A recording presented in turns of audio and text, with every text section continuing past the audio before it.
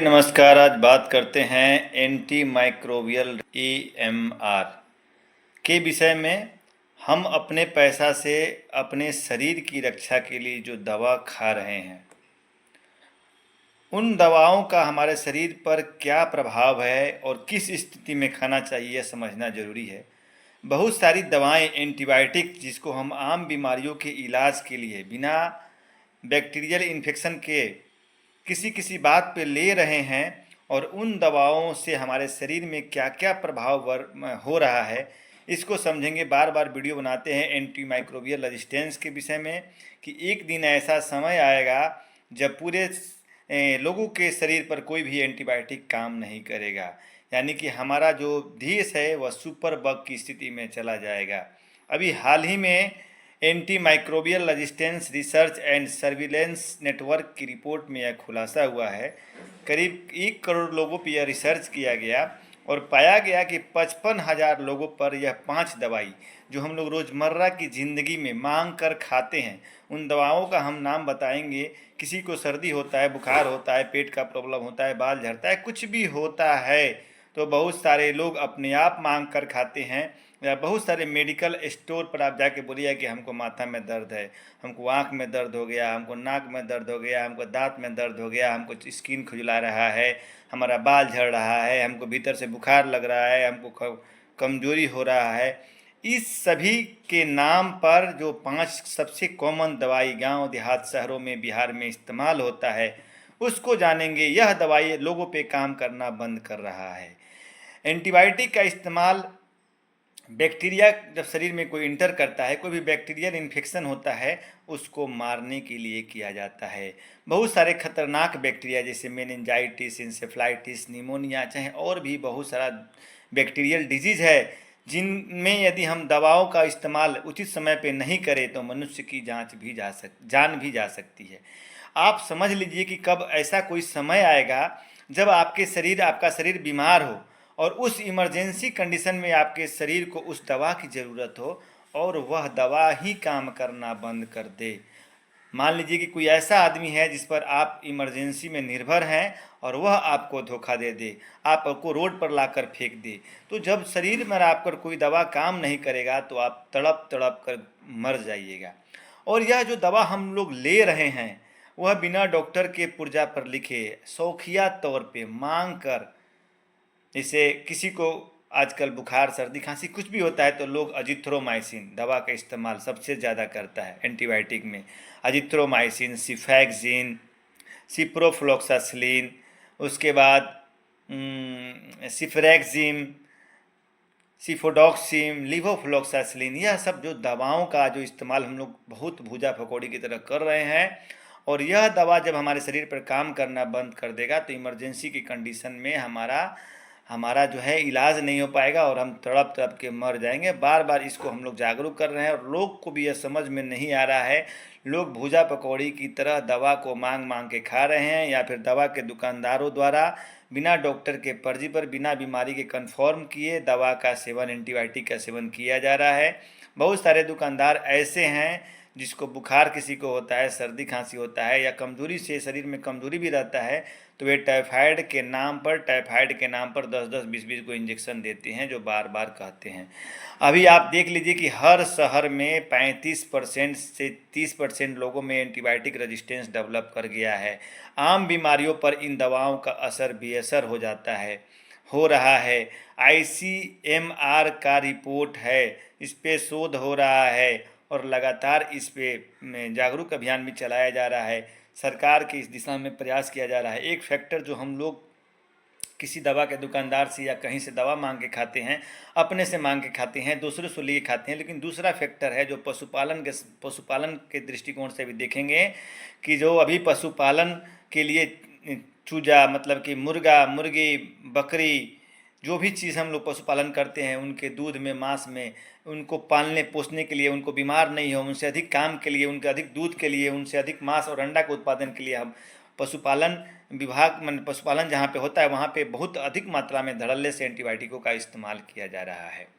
उन एंटीबायोटिकों के इस्तेमाल करने से शरीर उसका जो मांस खाते हैं, दूध खाते हैं, उसके द्वारा भी हमारे शरीर में एंटीबायोटिक का असर आ रहा है, जिससे भी एंटीबायोटिक रेजिस्टेंस डेवलप हो रहा है। तो पशुपालन मांस, अंडा, दूध खाने से भी हो रहा है। तेज़ी से रेजिस्टेंस बढ़ रहा है, अस्पतालों में भीड़ बढ़ रही है और एक समय ऐसा आएगा जब हम लोग दवा के बिना, बीमारी जब होगा, इन दवाओं के इस्तेमाल करेंगे लेकिन यह दवा हमारे शरीर पर काम नहीं करेगी। बात करेंगे एजिथ्रोमाइसिन का, तो रेजिस्टेंस में 30% एजिथ्रोमाइसिन में रेजिस्टेंस डेवलप हुआ है।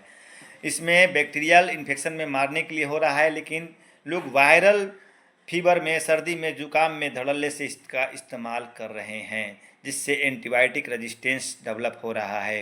वहीं दूसरा सबसे कॉमन दवा मांग के खाने वाला चीज़ है एजिथ्रोमाइसिन, बात तो एमॉक्सिसिलिन, अल्मॉक्स, एमॉक्स वगैरह लोग मांग के खाता है, क्लेभाम मांग के खाता है। इसका काम बैक्टीरियल इन्फेक्शन में होता है, फुंसी फोड़ों के इलाज में होता है, लेकिन जब किसी किसी बात पर हम लोग एजिथ्रोमाइसिन से फ़र्क नहीं पड़ता है तो एमॉक्सिसिलिन लोग ले के खाता है, और इसका भी 30% रेजिस्टेंस डेवलप हो गया है और सालाना इसका बिक्री 115 करोड़ है। वहीं एजिथ्रोमाइसिन का सालाना बिक्री 120 करोड़ है। वहीं बात करते हैं सिफेक्जिम का, इसका भी बैक्टीरियल खांसी, फोड़ा, फुंसी में किया जाता है, लेकिन इसको भी हम लोग बात बात पर मांग के खा रहे हैं, जिससे इसमें एंटीबायोटिक रेजिस्टेंस डेवलप हुआ है। 25% केस में सिफेक्जिम खाने वाले जो लगातार सिफेक्जिम का खा रहे हैं, उसमें 25% लोगों को एंटीबायोटिक रेजिस्टेंस डेवलप कर गया है और सालाना 60 करोड़ इसका सेल है। वहीं तीसरा जो बात करेंगे, सिफोडॉक्सिम में भी 25% रेजिस्टेंस डेवलप हो गया है। लिवोफ्लोक्सासिलिन में भी 60% रेजिस्टेंस डेवलप हो गया है। यानी 100 में 60 लोगों को लिवोफ्लोक्सासिलिन काम नहीं कर रहा है अभी, जो पेशाब के इन्फेक्शन में, टाइफाइड के इन्फेक्शन का सबसे बढ़िया दवा होती थी। अब बात बात में मांग के खाने से यह प्रॉब्लम आ रहा है। बीमारी होने पे यदि हम खाते हैं तो अच्छी बात है, लेकिन बीमारी उस लेवल का नहीं है जिस लेवल में हमको खाने की ज़रूरत है। हमको बीमारी कुछ हुआ है, हम खा रहे हैं कुछ, हम अपने पैसा से ही अपने शरीर को बर्बाद कर रहे हैं। हम बिहारी, हम भारतीय लोग इतना होशियार हो चुके हैं कि बिना डॉक्टरी परामर्श के, लोगों के सलाह से, दवा के दुकानदार के सलाह से, या फिर हम एक बार कोविड में समझ लिए, डॉक्टर बता दिया कि एजिथ्रोमाइसिन, डोलो, लिवोसेट्राजिन, लगातार कुछ भी हो रहा है तो हम लोग लगातार इस्तेमाल कर रहे हैं। हम लोग ये नहीं समझ रहे कि बुखार किस कैटेगरी का है, सर्दी खांसी है कि इन्फ्लुएंजा है, दवा से ठीक होगा। बात बात में हर चीज़ के लिए एंटीबायोटिक खाना, अपने शरीर को बर्बाद करना, अपने पैसे को बर्बाद करना, अपने आने वाले भविष्य को बर्बाद करना। क्या समझिए कि यदि क्या होने वाला है जब आपके शरीर पर कोई एंटीबायोटिक काम नहीं करेगा, जब आपके हाथ में पैसा है, आपके हाथ में दवा है, लेकिन आपकी बीमारी का इलाज नहीं हो रहा है, आपके शरीर पे वह एंटीबायोटिक काम नहीं कर रहा है, आपके शरीर पे वह दवा बेअसर है, आप अपंगु ऐसा बैठे हुए हैं, तड़प तड़प के मर रहे हैं, कोई दवा काम नहीं कर रहा है। उस स्थिति को आने नहीं देना है, इसके लिए सभी को जागरूक होना पड़ेगा। दवा का उस इस्तेमाल डॉक्टरी परामर्श से करें। हर बात पर एंटीबायोटिक नहीं खाएं। एंटीबायोटिक लेने के पहले बहुत सोच समझ कर एंटीबायोटिक लें, सिलेक्शन करें, कन्फर्म होने पर एंटीबायोटिक खाएं, कुछ से कुछ एंटीबायोटिक नहीं खाएं। और पशुपालन करने वाले, बकरी पालते हैं, मुर्गी पालते हैं, अंडा का पैदाइशी करते हैं, मुर्गी का अंडा को उत्पादन करते हैं, जो भी जाइएगा आप सभी पोल्ट्री फार्म में, इतना हाई डोज में, इतना हाई मतलब कि जनरेशन में एंटीबायोटिक का इस्तेमाल पशुओं पे किया जा रहा है, और उसी पशु का हम लोग दूध पीते हैं, मांस खाते हैं, अंडा खाते हैं, और वही हमारे शरीर में आ रहा है, और वहीं वो भी एंटीबायोटिक रेजिस्टेंस डेवलप कर रहा है। तो इन सभी बिंदुओं पे जागरूक होना पड़ेगा, और जहाँ से भी पशुपालन विभाग को भी इस पर निगरानी करना पड़ेगा, हमारे मंत्री साहब को भी इस पर कदम उठाना पड़ेगा, लोगों को जागरूक रहना पड़ेगा, सतर्क रहना पड़ेगा, शरीर में एंटीबायोटिक डेवलप नहीं हो इसके लिए काम करना पड़ेगा। अभी दैनिक भास्कर का रिपोर्ट जो हम लोग दिखा रहे हैं, जो हम लोग डाले हैं, जो पढ़े हैं, रिसर्च में क्या समझ में आया है कि 100 गो में 30 गो लोगों पे एंटीबायोटिक काम करना अभी बंद कर दिया है, और यदि हम नहीं सुधरेंगे तो 2050 तक 100 से 90% लोगों पर एंटीबायोटिक काम करना बंद कर देगा। और समझिए जब एंटीबायोटिक काम करना बंद कर देगा तब क्या होगा आपका, तब आपके ऊपर कितना आर्थिक बोझ बढ़ेगा, तब आपके ऊपर कितना हॉस्पिटल का बिल बनेगा। तब एक बीमारी को इलाज के लिए आपको 2 दिन भर्ती करना पड़ता है अस्पताल में, उस बीमारी के लिए आपको 2-2 महीना भर्ती होना पड़ेगा। समझिए क्या होने वाला है, क्या समय आने वाला है। उस समय को आप और हम रोक सकते हैं। आरोग्य चैरिटेबल ट्रस्ट इसी मुहिम पर काम करता है, prevention is better than cure.